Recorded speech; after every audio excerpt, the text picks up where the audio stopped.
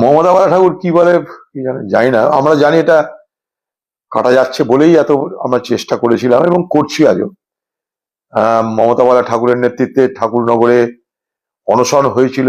সেই অনশন মঞ্চে যাওয়ার জন্য মমতা বালা ঠাকুরের পক্ষ থেকে আমাকে বলা হয়েছিল, বারবার করে আমি গেছিলামও, অনশন ভাঙানোর ব্যবস্থা করেছিলাম। তারপরে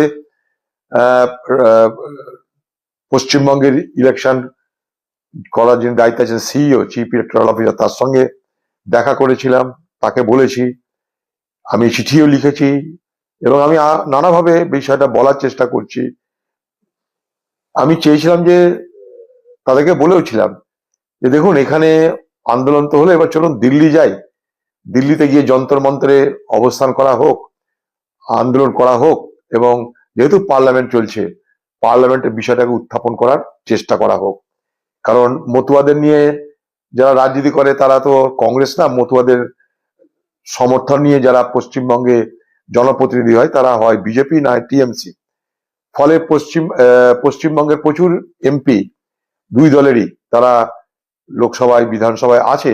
তাদের পক্ষ থেকে মতুয়াদের নিয়ে সোচ্চার দাবি উঠুক, আন্দোলন হোক, এবং দিল্লিতে অবস্থান করে যন্তর মন্ত্রে আমি চেয়েছিলাম যে তারা সবাই অংশগ্রহণ করে এই বিষয়টাকে আরো বেশি হাইলাইট করা হোক, আরো বেশি সরকারের নজরে আনা হোক।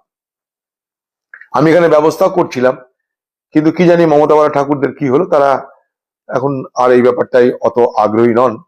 কিন্তু এটা ঘটনা যে মতুয়াদের একটা বড় অংশের ভোটের যদি ভোটার লিস্টে যদি নাম না ওঠে, এটা অত্যন্ত দুর্ভাগ্যের হবে। আমি একটা জিনিস জানি যে এই মতুয়াদের জন্য যদি বর্ডারে রাজ্য সরকারের পক্ষে ক্যাম্প করে তা থেকে সার্টিফিকেট গুলো দিতে থাকা হয় ইলেকশন কমিশনের সঙ্গে কথা বলে, তাহলে কিন্তু এই মতুয়াদের এই সমস্যা থাকে না। কারণ আপনারা জানেন যে ইলেকশন কমিশনের যে এসআইআর হচ্ছে, তাতে লিগাল অ্যাডভাইস করার দায়িত্ব আছে, সেই দায়িত্বগুলোকে রাজ্যকে নিতে হয়। কিন্তু পশ্চিমবঙ্গে সেই লিগাল অ্যাডভাইস কোথা থেকে হচ্ছে আমার জানা নাই। তাই মতুয়াদের এই সমস্যাটা আজকের নয়, দীর্ঘদিনের। তাদের যদি ভোটার লিস্টে নাম না ওঠে এসআইআর এ, তারা যদি তালিকাভুক্ত না হন, তাহলে এটা কিন্তু দুর্ভাগ্যের এবং দুশ্চিন্তার বিষয়।